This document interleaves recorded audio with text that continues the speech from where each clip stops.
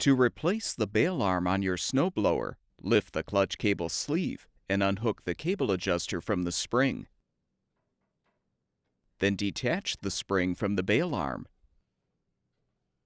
Depress the right side of the bail arm to release, and you can fully remove the old arm. Install the new bail arm by inserting the left end into the outside hole in the handle. Then insert the right end into the inside hole in the handle. Hook the long end of the spring onto the bail arm. Reattach the clutch cable adjuster to the short end of the spring, and your snowblower should be ready for use.